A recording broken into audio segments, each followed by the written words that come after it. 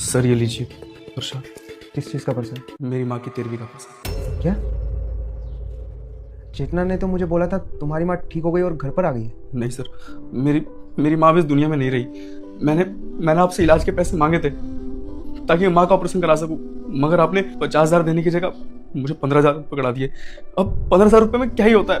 ना मैं माँ का इलाज करा सका, ना अपनी माँ को बचा सका। पर तुमने जितने मुझसे पैसे मांगे थे मैंने सब चेतना को दे दिए थे और उसने मुझे बोला था कि मैंने सारे पैसे दे दिए और उसकी माँ ठीक है। रोज़ रोज़ मैं तुम्हारी माँ के हालचाल पूछता था, तो ये तुम कैसे कह सकते हो?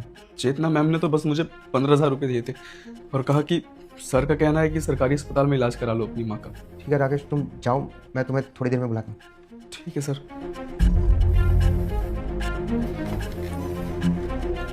चेतना जरा मेरे कैबिन में आना। तो बात हुई उसकी माँ कैसी है? हाँ सर, आज सुबह मेरी राकेश से बात हुई थी। वो क्या है ना, ऑफिस में आती सबसे पहले उसी से मिलती हूँ मैं। उसकी मम्मी का हालचाल पूछ लेती हूँ ना मैं, आपने ही बोला था तो मैंने उससे पूछा। अब बहुत सही है उसकी मम्मी और डिस्चार्ज भी हो गया है, कल घर भी आ गई। पक्का ना वो ठीक है और घर पर आ गई है? हाँ सर, मैं झूठ क्यों बोलूंगी आपसे।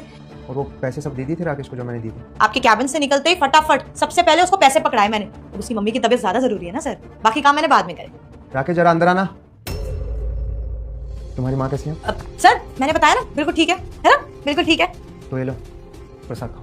प्रसाद? सर ये किस चीज का प्रसाद है?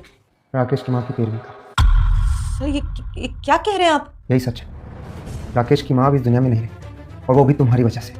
किसी की जान ले ली है तुमने। सर आप और तुम जानती हो माँ को खोने का दर्द क्या होता है? उससे पूछ के देखो जिसने अपनी माँ को खोया।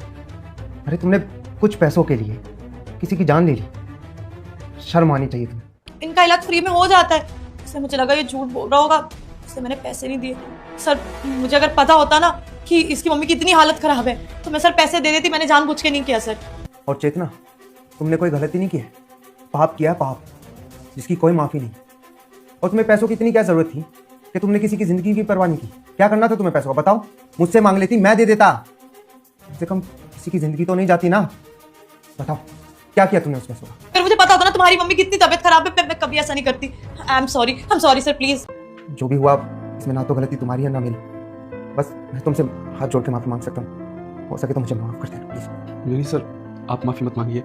मुझे लगा कि शायद सब कुछ आपके कहने पर या फिर आपकी निगरानी में हुआ है, मगर सारी गलती तो चेतना मैम की थी। आपने तो अपनी तरफ से पूरे पैसे दिए। अब तुम्हें में लालच आ गया तो इसमें आपकी क्या गलती?